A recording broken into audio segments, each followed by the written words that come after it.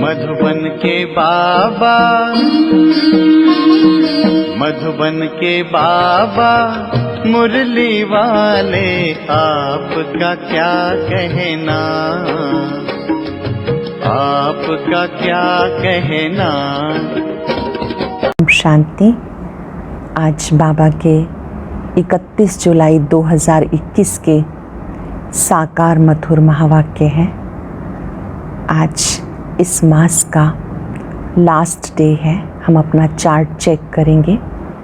इन 31 दिनों में हमने कितने दिन अमृत वेला किया, मुरली क्लास कितने दिन रेगुलर की, बीच बीच में ट्रैफिक कंट्रोल कितनी देर किया, नुमाशाम योग, भोजन बाबा की याद में, सोने से पहले बाबा को पत्र लिखना, इन सब बातों का सच्चा समाचार आज हम बाबा को देंगे।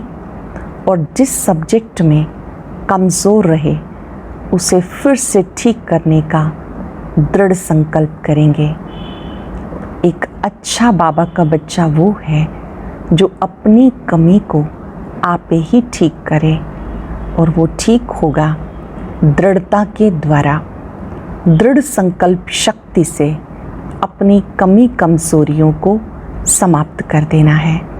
आज की मधुर मुरली में बाबा कहते हैं, मीठे बच्चे, तुम्हें नशा होना चाहिए कि हमारा बाबा आया है हमें विश्व का मालिक बनाने। हम उनके सम्मुख बैठे हैं। नशा होना चाहिए, हमारा बाबा आया है हमें विश्व का मालिक बनाने, हम उनके सम्मुख बैठे हैं। क्वेश्चन है, कर्मों की गुह्य गति को जानने वाले कौन सा पुरुषार्थ अवश्य करेंगे? कौन सा पुरुषार्थ करेंगे? याद में रहने का, क्योंकि उन्हें पता है याद से ही पुराने हिसाब किताब चुकतो होने हैं। वो जानते हैं कि आत्मा अगर पुराने हिसाब किताब कर्म भोग चुकतो नहीं करेगी तो उसे सजाएं खानी पड़ेंगी, पद भी भ्रष्ट हो जाएगा, पुनर्जन्म भी ऐसा ही होगा। याद में रहने का पुरुषार्थ क्यों करना है? क्योंकि उन्हें पता है याद से पुराने हिसाब किताब चुकतो होने हैं। वो जानते हैं कि आत्मा अगर पुराने हिसाब किताब कर्म भोग चुकतो नहीं करेगी तो उसे सजाएं खानी पड़ेंगी, पद भी भ्रष्ट हो जाएगा, पुनर्जन्म भी ऐसा ही होगा। ओम शांति। बच्चों को अपार खुशी का पारा चढ़ता है जब देखते हो कि बाप दादा सम्मुख आए हैं। और ये भी बच्चे जानते हैं 5 वर्ष के बाद फिर से शिव बाबा ब्रह्मा तन में आया हुआ है। क्या करने आया है? बच्चों को ये नशा चढ़ा हुआ है। सब बच्चे जानते हैं स्वर्ग का मालिक बनाने बाबा आया हुआ है। हमें लायक बना रहे हैं। हमें तमो प्रधान से सतो प्रधान बनने की युक्तियाँ बाबा बार बार बता रहे हैं। युक्ति है बहुत सहज, बिल्कुल सहज याद बच्चों को सिखाते। अज्ञान काल में बाप को बच्चा होता है तो समझते हैं हमारा वारिस पैदा हुआ। तुम जानते हो इस समय बाबा आकर हम बच्चों को अडॉप्ट करते हैं। यूँ तो तुम सब शिव बाबा के बच्चे हो, परंतु बाबा अपना कैसे बनाए जो हमें सुना सके और हम उनसे सुन सकें। इम्पॉर्टेंट बात, यूँ तो सब शिव बाबा के बच्चे हैं, परंतु बाबा अपना कैसे बनाए जो हमें सुना सके और हम उनसे सुन सकें। शिव बाबा इस ब्रह्मा तन से कहते हैं, मैं तुम्हारा बाप हूँ, तुम्हें स्वर्ग का मालिक बनाता हूँ। सिर्फ तुम्हारी आत्मा जो पतित है वो ना मुक्ति में ना जीवन मुक्ति धाम में जा सकती है। तुम सब एक बाप के बच्चे हो, सबको बाप की मिल्कियत लेनी है। ढेर के ढेर बच्चे हैं, वृद्धि होती जाती है, अडॉप्ट करते जाते हैं। हे आत्माएं, अब तुम मेरी संतान हो। अपने को रूह समझ मुझ बाप को याद करो। हमें बाबा मिला जिसको आधा कल्प हम याद करते थे।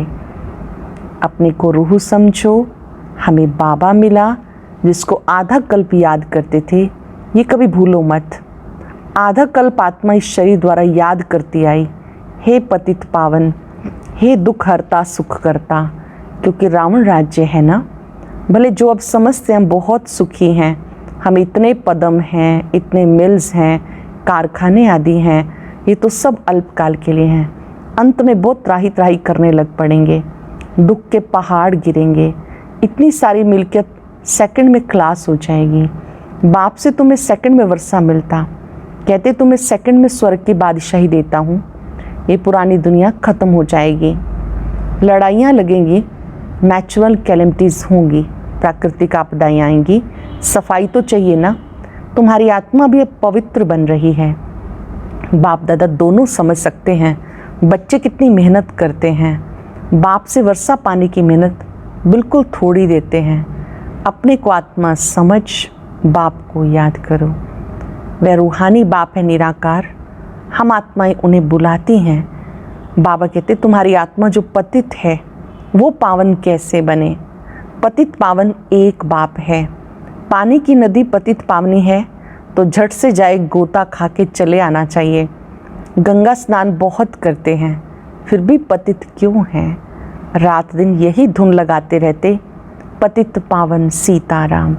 अर्थात सब जो भक्तियाँ हैं अथवा सीताएं हैं, सबका रक्षक एक राम परम पिता परमात्मा है। पतित पावन पतियों का पति वही है। वो जब आए तब आकर पावन बनाए। तो बाबा कहते मेरी श्रीमत पर तुम्हें चलना है और किसी की मत पे नहीं चलो। बाबा कहते मेरी श्रीमत पे तुम्हें चलना है और किसी की मत पे नहीं चलो। वो तो समझते हैं भक्ति से भगवान मिलेगा, जबकि भक्ति से भगवान मिलेगा तो ऐसा क्यों कहते कि भक्तों की रक्षा करने आएगा। भक्तों पर क्या आपदा पड़ी है जो रक्षा करेगा। रक्षा तब की जाती है जब कुछ आपदा होती है। बाबा कहते तुमने कितना दुर्गति को पाया, ये है रोरव नर्क, सब दुखी रोगी हैं। तुमने कितना दुर्गति को पाया, ये है रोरव नर्क, सब दुखी रोगी हैं। घर घर में देखो क्या लगा पड़ा है, दुख ही दुख है। इसलिए पुकारते हैं बाबा हमारे दुख हरो सुख दो। भारत में ही सदा सुख था, अब दुख है। भारत की बात है और खंड तो है ही अलग, वो तो आते ही बाद में हैं। कोई 60 जन्म, कोई इनसे भी कम जन्म लेते, 84 जन्म देवता धर्म वाले लेते। तो इस हिसाब से आधा कल्प के बाद जो आएंगे उनको 84 से आधे जन्म लेने पड़ेंगे। ऐसे नहीं कि सब 84 का चक्कर खाते हैं, मनुष्यों को जो आता सो बोल देते। अब तुम बच्चे बाप द्वारा अविनाशी ज्ञान रत्नों की झोली भर रहे हो। बाबा द्वारा अविनाशी ज्ञान रत्नों की झोली भर रहे हो। रत्न तो बहुत वैल्यूएबल हैं। बाबा समझाते बहुत सहज हैं। बाबा कहते तुम बुलाते आए हो, हे पतित पावन आओ, आकर पावन बनाओ। अब बाबा आए हैं, अब तुम समझते हो हम पावन बनेंगे तो स्वर्ग के मालिक बनेंगे। शिव बाबा हमें पत्थर बुद्धि से पारस बुद्धि, पत्थरनाथ से पारसनाथ बनाने आए हैं। भक्ति मार्ग के चित्र सब पत्थरों के बने हुए हैं, पत्थरों से माथा मारते हैं। बाबा कहते तुम भले कितनी भी मेहनत करो, फ़ायदा कुछ नहीं होना। आगे तो तुम बलि चढ़ते थे, फिर भी क्या फ़ायदा हुआ। करके देवी का दीदार होगा, फिर जैसे के तैसे। पतित पावन बाप आते हैं एक बार संगम पर। सत्युग में भक्ति मार्ग की बातें होती ही नहीं। बाबा तो कहते नहीं कि गला काटो, ये करो। भक्ति मार्ग में अनेक प्रकार से क्या क्या करते हैं। आगे देवियों पर मनुष्य की बलि चढ़ाते थे। बाबा कहते तुम सुधरेले थे तो देवता थे, अब कितने पत्थर बुद्धि बन गए। तुम्हें स्वर्ग की बादशाही दी थी, कितने सोने हीरे जवाहरात के महल थे, अथाह धन था, वह कहाँ गया। वो सारा धन संपदा हीरे जवाहरात के महल वो कहाँ गया, क्या किया। अब तुम कितने दुखी हो गए। तुम असल देवी देवता धर्म के थे ना, अब सिर्फ तुम रजो तमो में आ गए। तुम तो देवी देवता धर्म के थे, फिर अपने को हिंदू क्यों कहलाते हो। और सब धर्म वाले अपने अपने धर्म को ही मानते हैं। धर्म तो एक ही होता है ना। मुसलमानों का मुस्लिम धर्म, क्रिश्चियन का क्रिश्चियन धर्म चला आता। तुम्हें क्या हुआ, तुम तुम बहुत सुखी, पवित्र, संपूर्ण निर्विकारी थे। तुम बहुत सुखी, पवित्र, संपूर्ण निर्विकारी थे। अभी कितने विकारी बन गए किसी को पता नहीं। बरोबर हम संपूर्ण निर्विकारी थे, फिर विकारी कैसे बन गए। 84 जन्म लेते सतो से तमो बने, बिल्कुल ही तमो प्रधान पतित हैं। सतयुग से कलयुग जरूर आना है। सब धर्मों को सतो रजो तमो में आना ही है, वृद्धि को पाना है। तुम भी झाड़ में हो ना। झाड़ में देखो, अंत में ब्रह्मा खड़ा है। झाड़ के ऊपर चोटी में ब्रह्मा ही 84 जन्म ले जाकर अंत में खड़ा है। तुम जो नीचे ब्राह्मण बैठे हो वो अंत में पतित शूद्र बने हो, फिर नीचे राजयोग सीख रहे हो। तुम भी शूद्र थे, अब ब्राह्मण बने हो। ये बड़ी समझने की बातें हैं। झाड़ के चित्र में नीचे दिखाया है ब्रह्मा को तपस्या करते हुए, और लास्ट में ऊपर भी दिखाया हुआ है। ये बाबा कहते तुम बच्चे भी, ब्राह्मण भी ब्रह्मा के साथ तपस्या कर रहे हो। ये बड़ी समझने की बातें हैं। अब झाड़ में बहुत अच्छी समझानी है।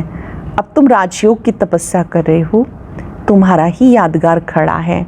ये चैतन्य दिलवाड़ा मंदिर और वो जड़, सत्युग में ये नहीं था। इस समय तुम अपना यादगार देखते हो। तुम प्रैक्टिकल में सच्चे सच्चे दिलवाड़ा मंदिर में चैतन्य में बैठे हो। प्रैक्टिकल में सच्चे सच्चे दिलवाड़ा मंदिर में चैतन्य में बैठे हो। स्वर्ग की स्थापना हो रही है। फिर स्वर्ग में आएंगे तो ये मंदिर आदि कुछ होंगे नहीं। ये मम्मा बाबा और हम बच्चे बैठे हैं। खूब तुम्हारा यादगार है। नाम रखा है मधुबन चैतन्य दिलवाड़ा मंदिर। फिर जब भक्ति मार्ग शुरू होगा फिर ये मंदिर बनाएंगे। बाबा ने तुम्हें बहुत धनवान बनाया था, तो तुम ही फिर उनका मंदिर बनाते हो। शिव का मंदिर एक नहीं बनाते, सब बनाते हैं यथा योग यथा शक्ति। तुम जानते हो पूज्य थे, फिर द्वापर में पुजारी बने।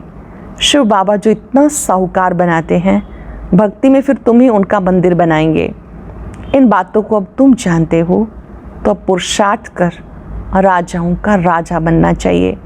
सत्युग में कहा जाता महाराजाएं, त्रेता में कहा जाता राजा। फिर दुनिया पतित बनती तो महाराजाएं भी पतित, राजाएं भी पतित होते। वह निर्विकारी महाराजाओं का मंदिर बनाकर पूजते। पहले पहले शिव का मंदिर बनाते, फिर देवताओं का मंदिर बनाते, खुद ही मंदिर बनाकर पूजते हैं। 84 जन्म तो भोगते हैं ना। आधा कल्प तुम पूज्य, फिर आधा कल्प पुजारी बनते हो। मनुष्य फिर समझते हैं भगवान आप ही पूज्य, आप ही पुजारी है, सब कुछ आप ही देते हैं, आप ही छीन लेते हैं। अच्छा, जबकि उसने दिया फिर लिया, फिर तुम्हें क्यों चिंता लगती है? तुम तो ट्रस्टी हो गए ना, फिर रोने की क्या दरकार। बाबा बैठ आत्माओं को समझाते। अब तुम आत्म अभिमानी बनते हो नंबरवार, आत्म अभिमानी बनते हो नंबरवार। कोई तो बिल्कुल बाप को याद करते नहीं, देही अभिमानी रहते ही नहीं। यहाँ कितना समझाया जाता, अरे तुम आत्मा हो, परमात्मा तुम्हें पढ़ाते हैं। आत्मा में ही संस्कार रहते, आत्मा ही बैरिस्टर आदि बनती है, आत्मा मजिस्ट्रेट बनती। कल क्या बनेंगे? अगर आत्मा बाप को अच्छी रीति याद करती रहेगी तो अमर लोक में जाकर जन्म लेगी। अच्छी रीति याद करती रहेगी तो अमर लोक में जाकर जन्म लेगी। मृत्यु लोक में फिर दूसरा जन्म नहीं लेंगे। अगर कुछ हिसाब किताब रहा हुआ होगा तो सजा खानी पड़ेगी। कर्म भोग चुकतू करना होगा, फिर उच्च पद मिलेगा। कर्म भोग कर चुकतू करना होगा, फिर उच्च पद मिलेगा। ये कर्मों की गुह्य गति बाबा बच्चों को बैठ समझाते हैं। ये भी बच्चे जानते, सत्युग है सतो प्रधान, हर चीज़ वहाँ सतो प्रधान होती है। कहते हैं कृष्ण गऊ संभालते थे, राजाएं गऊ संभालते हैं क्या? ऐसी बात तो है नहीं। ये दिखाते हैं सतयुग में गऊएं बड़ी फर्स्ट क्लास होती हैं, उसको कामधेनु कहा जाता। जगत अम्बा सरस्वती भी कामधेनु है, 21 जन्म के लिए सबकी मनोकामनाएं पूरी करती है। तुम भी कामधेनु हो, वही नाम फिर गऊ पे रख दिया जो बहुत दूध देती है। राजाओं के घर में बड़ी फर्स्ट क्लास गायें होती हैं, जबकि यहाँ भी राजाओं के पास ऐसी अच्छी हैं तो स्वर्ग में कितनी सुंदर होंगी। वहाँ कोई बांस आदि बिल्कुल नहीं होती, बदबू नहीं होती। अब बाबा बच्चों को कहते, मैं आया तुम्हें गुलगुल बनाकर साथ लेके जाऊंगा। मैं आया हूँ, तुम्हें गुलगुल बना के साथ लेके जाऊंगा। मुझे बुलाते हैं, हे पतित पावन आओ, पतित दुनिया पतित शरीर में आओ। ये है पतित, वो है पावन फरिश्ता। भेंट दिखाते हैं, तुम भी पतित से ऐसा पावन फरिश्ता बनेंगे। सतयुगी देवताओं को डीटी कहते हैं, सूक्ष्म वतनवासी फरिश्ते हैं। सतयुग वालों को देवी देवताएं कहते हैं, सूक्ष्म वतनवासी फरिश्ते हैं। अब तुम फरिश्ते पवित्र बनते हो। बाबा कितनी सहज शिक्षा देते। यहाँ जब आते हैं तो कोई भी बाहर वाले मित्र संबंधी, घर घाट, धंधा धूरी आदि इन्हें याद नहीं करना। सहज शिक्षा बाबा कौन सी दे रहे हैं? यहाँ जब बाबा मिलन के लिए आते हो तो कोई भी मित्र संबंधी, घर घाट, धंधे धूरी आदि को याद नहीं करना। बाबा के सम्मुख आए हो ना, यहाँ आए ही हो योग की कमाई करने, तो इसी में लग जाना चाहिए। यहाँ आए हो योग की कमाई करने, तो इस कमाई में लग जाना चाहिए। अच्छा, मीठे मीठे सिक्के लदे बच्चों प्रति माता पिता बाप दादा का याद प्यार गुड मॉर्निंग। रूहानी बाप की रूहानी बच्चों को नमस्ते। रूहानी बच्चों की रूहानी बाप दादा को नमस्ते, गुड मॉर्निंग। शुक्रिया बाबा, शुक्रिया। धारणा के लिए सार। सजाओं से मुक्त होने के लिए पुराने सब हिसाब किताब योग बल से चुकतू करने हैं। ट्रस्टी होकर सब कुछ संभालना है। किसी भी बात की चिंता नहीं करनी। आत्म अभिमानी बनना है। ये कमाई का समय है, इसमें घर गांठ, धंधा धोरी आदि याद नहीं करना। ये कमाई का समय है, इसमें घर घाट, धंधा धोरी आदि याद नहीं करना। फरिश्ता बनने के लिए एक बाप की याद में रहने का पूरा पूरा पुरुषार्थ करना है। आज का वरदान, अपने शांत स्वरूप स्टेज द्वारा शांति की किरणें फैलाने वाले मास्टर शांति सागर भव। अपने शांत स्वरूप स्टेज द्वारा शांति की किरणें फैलाने वाले मास्टर शांति सागर भव। वर्तमान समय विश्व की मेजॉरिटी आत्माओं को सबसे ज़्यादा आवश्यकता है सच्ची शांति की। अशांति के अनेक कारण दिन प्रतिदिन बढ़ रहे हैं, बढ़ते जाएंगे। अगर स्वयं अशांत नहीं भी होंगे तो औरों के अशांति का वायुमंडल, वातावरण शांत अवस्था में बैठने नहीं देगा। अशांति के तनाव का अनुभव बढ़ेगा। ऐसे समय पे आप मास्टर शांति के सागर बच्चे अशांति के संकल्पों को मर्ज कर विशेष शांति के वाइब्रेशन फैलाओ। ऐसे समय पर आप मास्टर शांति सागर के बच्चे अशांति के संकल्पों को मर्ज कर विशेष शांति के वाइब्रेशन फैलाओ। स्लोगन है, बाबा के सर्व गुणों का अनुभव करने के लिए सदा ज्ञान सूर्य के सम्मुख रहो। बाबा के गुणों का अनुभव करने के लिए ज्ञान सूर्य के सम्मुख रहो। आज पूरा दिन हम ज्ञान सूर्य के सम्मुख रहेंगे। मैं आत्मा भी मास्टर ज्ञान सूर्य बन गई। ओम शांति।